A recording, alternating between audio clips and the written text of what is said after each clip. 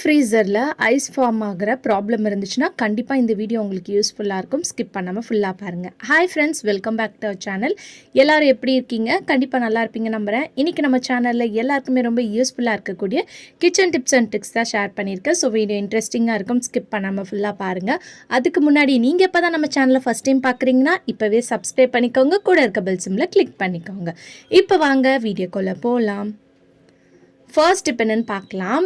இந்த மாதிரி நம்ம அப்பளம் பொரிக்கிறதுக்கு நம்ம வீட்டில் டூல் வச்சுருப்போம் இல்லையா, ஒன்று இருந்தால் போதுங்க. உங்கள் வீட்டில் சூப்பராக நீங்கள் ஆர்கனைஸ் பண்ணி வச்சிடலாம். நிறைய பேர் வீட்டில் கிச்சன் சின்னதாக இருக்கும், அந்த அளவுக்கு ஷெல்ஃப் இருக்காது.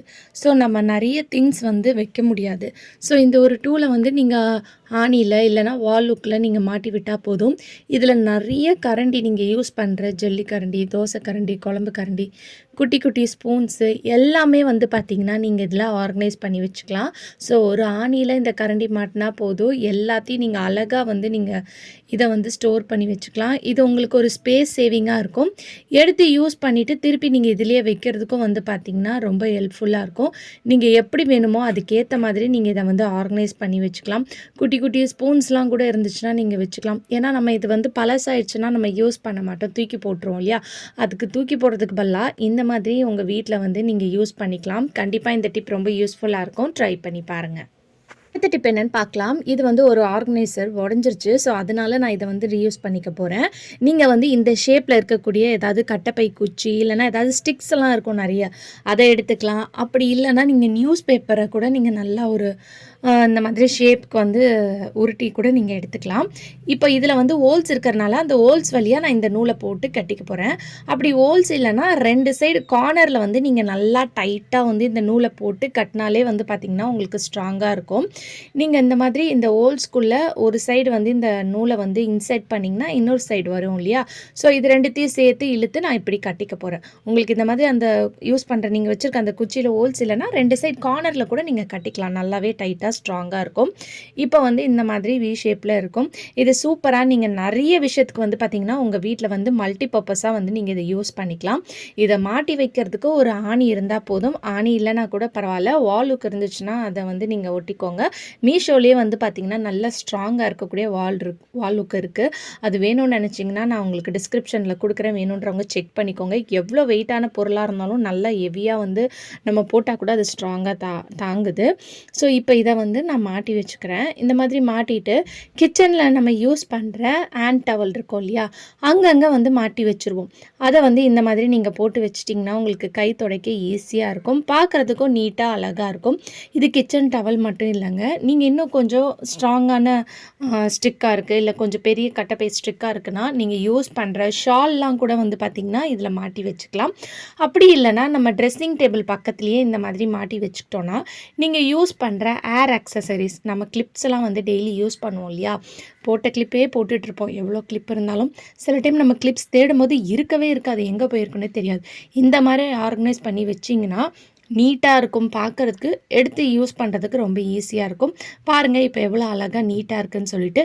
இந்த சைடில் அந்த த்ரெட் இருக்கு இல்லையா, அந்த இடத்துல கூட நீங்கள் குட்டி குட்டி கிளிப்ஸ் எல்லாம் நீங்கள் மாட்டி வச்சுக்கலாம்.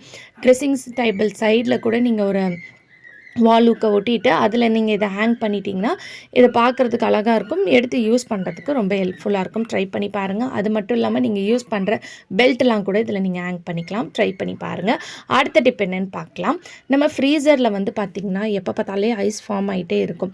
அது ஆகாமல் இருக்கிறதுக்கும் ப்ளஸ் ஐஸ் ஃபார்ம் ஆயிடுச்சுன்னா அது நம்ம என்ன தான் டீஃபாரஸ்ட் கொடுத்தாலும் லைட்டாக இருந்துச்சுன்னா கரைஞ்சிரும். சில பேர் வீட்டில் ஃப்ரீசர் அப்படியே மழை போல் ஐஸ் கட்டி ஃபார்ம் ஆகிருக்கும். அந்த மாதிரி ஃபார்ம் ஆயிருந்துச்சுன்னா நம்ம அவ்வளோ சீக்கிரத்தில் அது கரையாது. ஸோ அதுக்கு ஒரு ஈஸியான டிப் நான் சொல்கிறேன், பார்க்கலாம் என்னென்னு. அதுக்கு இந்த மாதிரி பிளாஸ்டிக் கவர் நம்ம வீட்டில் கண்டிப்பாக ஏதாவது வாங்கும் போது கொடுத்துருப்பாங்க இல்லையா, அந்த கவர் இருந்துச்சுன்னா எடுத்துக்கோங்க. இப்போ இந்த கவரை நம்ம கட் பண்ணி எடுத்துக்கலாம். மேலே இருக்கிற ஹேண்ட் போர்ஷன் நம்மளுக்கு தேவையில்லை, ஸோ அதை கட் பண்ணி போட்டுடலாம். போட்டுட்டு ரெண்டு சைட்லேயும் நீங்கள் கட் பண்ணிக்கோங்க. இந்த மெத்தட் நீங்கள் ஃபாலோ பண்ணிவிட்டு வாங்க. உங்கள் ஃப்ரிட்ஜில் ஃப்ரீசரில் ஐஸ் ஃபார்ம் ஆகிற ப்ராப்ளம் இருக்கவே இருக்காது. ஃபஸ்ட்டு நீங்கள் 3 days ஒன்ஸ் டீஃபாரஸ்ட் கொடுத்துருங்க. லைட்டாக இருக்கும் போதே நீங்கள் டீஃபாரஸ்ட் கொடுத்துட்டிங்கன்னா உங்களுக்கு மெயின்டைன் பண்ணுறதுக்கு ஈஸியாக இருக்கும். அது ரொம்ப மழை மாதிரி ஐஸ் கட்டி ஃபார்ம் ஆயிடுச்சுன்னா அதுக்கப்புறம் அது கரையிறதும் ரொம்ப கஷ்டம். அது மட்டும் இல்லாமல் நம்ம வீட்டெல்லாம் அந்த ஐஸ் தண்ணி கரைஞ்சி வெளியெல்லாம் பார்த்திங்கன்னா வரும். ஸோ கண்டிப்பாக இந்த டிப்பை ட்ரை பண்ணி பாருங்கள். இப்போ ஒரு கவரில் 2 கவர் நான் கட் பண்ணி எடுத்திருக்கேன். ஸோ இந்த கவர் மேலே வந்து நான் கொஞ்சமாக வந்து சால்ட் வந்து தூவிக்கிறேன். இந்த மாதிரி லைட்டாக வந்து சால்ட்டை வந்து நம்ம தூவி விட்டுட்டு இதில் வந்து நம்ம எண்ணெய் வந்து சேர்த்துக்கணும். எந்த எண்ணெயாக இருந்தாலும் பரவாயில்ல சேர்த்துக்கோங்க. இந்த மாதிரி நல்லா ஸ்ப்ரெட் பண்ணி தூவி விட்டுக்கோங்க. இப்போ எண்ணெயை வந்து லைட்டாக ஊற்றிட்டு இந்த எண்ணெயும் உப்பையும் நல்லா வந்து அந்த கவரில் ஒட்டுற மாதிரி நல்லா ஸ்ப்ரெட் பண்ணி விடுங்க. ஸோ இந்த மாதிரி நல்லா ஊற்றிட்டு இந்த மாதிரி ஸ்பூனை வச்சு நீங்கள் ஸ்ப்ரெட் பண்ணாலே போதும். அது நல்லா வந்து பார்த்திங்கன்னா நம்ம எண்ணெய் ஊற்றிருக்கனால அந்த உப்பு வந்து நல்லா ஃபிக்ஸ் ஆயிரும், அப்படியே ஒட்டிக்கும் அந்த கவரோட. ஸோ இதே மாதிரி கீழே வச்சுருக்க அந்த கவருக்கும் வந்து நான் பண்ணிக்க போகிறேன். ஸோ இதே சேம் ப்ராசஸை நம்ம இதுக்கும் வந்து பண்ணிக்கலாம். இதை பண்ணிவிட்டு நம்ம ஃப்ரீசரில் வந்து வச்சு விடணும். ஒன்று வந்து நம்ம ஐஸ் கட்டி வந்து டீஃபாரஸ்ட் கொடுத்துட்டு ரொம்ப ஐஸ் கட்டி மழை மாதிரி இருக்குன்னா இந்த மெத்தடில் நீங்கள் இந்த கவரை கொண்டு போய் உங்கள் ஃப்ரீசரில் வச்சு விடும்போது உங்கள் ஐஸ் கட்டி வந்து பார்த்திங்கன்னா சீக்கிரம் வந்து உங்களுக்கு கரைஞ்சிரும். அதே மாதிரி நீங்கள் உங்களுக்கு நிறைய ஐஸ் ஃபார்ம் ஆகாமல் இருக்கணும்னு நினச்சிங்கன்னா இந்த டிப்பையும் ஃபாலோ பண்ணிக்கலாம். ஃப்ரீசரில் வந்து நம்ம உப்பு போட்டோம் இல்லையா, அது வந்து கீழே ஐஸ் கட்டி மேலே படுற மாதிரி அந்த ஷீட்டை வந்து நல்லா போட்டுட்டு இந்த மாதிரி ப்ரெஸ் பண்ணி விடுங்க. இது பண்ணும்போது ஃப்ரிட்ஜை வந்து நீங்கள் டிஃபாரஸ்ட் மோட் வந்து கொடுத்துருங்க. ஸோ இந்த மாதிரி பண்ணிவிட்டு எங்கெல்லாம் ஐஸ் கட்டி ஃபார்ம் ஆகிருக்கோ அந்த இடத்துல நீங்கள் இந்த மாதிரி ஒட்டி விட்டிங்கன்னா அது நல்லா வந்து ஒட்டிக்கும். எனக்கு வந்து பார்த்திங்கன்னா கீழேயும் வந்து இந்த சைட்லேயும் வந்து ஐஸ் கட்டி வந்து நிறைய ஃபார்ம் ஆகிருக்கு. ஸோ இந்த 2 இடத்துல மட்டும் நான் இந்த கவரை வந்து இந்த மாதிரி நல்லா வந்து ஒட்டி விட்டுக்கிறேன். மேலெல்லாம் வந்து பார்த்திங்கன்னா எனக்கு ஐஸ் கட்டி ஃபார்ம் ஆகலை, இந்த சைடும் வந்து எனக்கு அந்த அளவுக்கு ஃபார்ம் ஆகலை. இந்த மாதிரி பண்ணிவிட்டு ஒரு 10 மினிட்ஸ் விட்டிங்கனாலே போதும். அழகாக வந்து பாருங்கள், அந்த சைடில் இருக்கக்கூடிய ஐஸ் கட்டி கீழே இருக்கிறது எல்லாம் வந்து பார்த்திங்கன்னா கரைஞ்சி உங்களுக்கு இந்த கவரில் வந்துடும். இதை எடுத்து நீங்கள் ஈஸியாக வந்து பார்த்திங்கன்னா எடுத்து தூக்கி போட்டுடலாம். அதை விட்டுட்டு மலை மாதிரி ஐஸ் கட்டி இருக்குன்னு சொல்லிட்டு ரொம்ப நேரம் நம்ம வச்சுட்டு இருக்கணுன்ற அவசியம் இல்லை.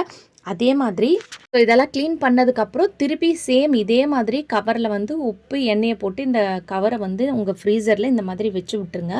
இந்த மாதிரி வைக்கிறனால ஐஸ் கட்டியும் அவ்வளோ ஃபார்ம் ஆகாது. அப்படியே ஃபார்ம் ஆனாலும் உங்களுக்கு அந்த கவர் மேலே எல்லாம் ஃபார்ம் ஆகும்போது எடுத்து போடுறதுக்கும் ஈஸியாக இருக்கும். ஸோ ஏதாவது நம்ம பாத்திரம்லாம் வச்சா சம்டைம்ஸ் ஒட்டிக்கும் இல்லையா, அந்த ப்ராப்ளமும் இருக்காது. கண்டிப்பாக இந்த டிப் பிடிச்சிருந்துச்சுன்னா இந்த வீடியோக்கு ஒரு லைக் கொடுங்க. அடுத்த டிப் என்னென்னு பார்க்கலாம். அதுக்கு வந்து ஒரு பவுலில் கொஞ்சமாக பவுடர் எடுத்திருக்கேன், டால்கம் பவுடர் எடுத்திருக்கேன். இது கூடிய வந்து 2 ஸ்பூன் அளவுக்கு மஞ்சத்தூள் எடுத்துக்கோங்க. எடுத்துட்டு இது ரெண்டுத்தையும் நல்லா வந்து இந்த மாதிரி மிக்ஸ் பண்ணி விட்டுக்கோங்க. இது எதுக்குன்னு பார்க்கலாம். நம்ம வீட்டில் மழை காலத்தில் வந்து வீடெல்லாம் வந்து நம்ம துடைக்க மாட்டோம் இல்லையா, அது மட்டும் இல்லாமல் ஒரு மாதிரி ஸ்மெல் வரும், ஒரு மாதிரி பிசு பிசுன்னு இருக்கும். ஸோ அதுக்கு இந்த தூளை வந்து லைட்டாக வந்து தூவி விட்டுட்டு அதுக்கப்புறம் நீங்கள் பெருக்குனிங்கன்னா அந்த ஸ்மெல் வந்து பார்த்திங்கன்னா இருக்காது. அதே மாதிரி ஏதாவது கிருமி பூச்சிலாம் இருந்தாலும் இந்த மஞ்சத்தூள் ஒரு நல்ல ஒரு கிருமி நாசினின்றனால உங்களுக்கு அந்த ஸ்மெல்லுக்கு எந்த ஒரு பூச்சியும் வந்து பார்த்திங்கன்னா வராது. அதே மாதிரி பவுட்ரு நம்ம போட்டிருக்கனால நல்லா வாசனையாக இருக்கும். அதே சமயத்தில் அந்த ஈரத்தன்மை இருந்துச்சுன்னா அதையும் வந்து பார்த்திங்கன்னா அப்சர்வ் பண்ணிடும். அதே மாதிரி நம்ம யூஸ் பண்ணுற தொடப்பம் ஏதாவது தண்ணியில் லைட்டாக பட்டுச்சு ஈரமாயிடுச்சுன்னா அதில் நிறைய கிருமி ஃபார்ம் ஆக சான்ஸ் இருக்குது. அதை வச்சு நம்ம திருப்பி நம்ம வீட்டை பெருக்கும் போது நம்ம வீட்லேயும் வந்து பார்த்திங்கன்னா ரொம்ப அழுக்காக இருக்கும். அந்த தொடப்பத்துலேருந்தும் ஸ்மெல் வரும். அதுக்கும் நீங்கள் இந்த நம்ம ரெடி பண்ணி வச்சுருக்க இந்த பவுடரை வந்து தூவி விட்டிங்கன்னா இதில் ஏதாவது வந்து ஈரத்தன்மை இருந்ததுன்னா பவுடர் அப்சர்வ் பண்ணிடும். மஞ்சத்தூள் வந்து பார்த்திங்கன்னா உங்களுக்கே தெரியும் நல்ல ஒரு கிருமி நாசினி உங்களுக்கு க்ளீன் பண்ணி கொடுத்துரும். கண்டிப்பாக ட்ரை பண்ணி பாருங்கள். ஓகே ஃப்ரெண்ட்ஸ், இன்றைக்கி வீடியோவில் நான் ஷேர் பண்ணி இந்த டிப்லேருந்து ஏதாவது ஒரு டிப் கண்டிப்பாக உங்களுக்கு யூஸ்ஃபுல்லாக இருக்கும். அப்படி யூஸ்ஃபுல்லாக இருந்துச்சுன்னா மறக்காமல் நம்ம சேனலை லைக் பண்ணுங்கள், ஷேர் பண்ணுங்கள், கமெண்ட் பண்ணுங்கள், சப்ஸ்கிரைப் பண்ணிக்கோங்க. தேங்க்யூ ஃபார் வாட்சிங்.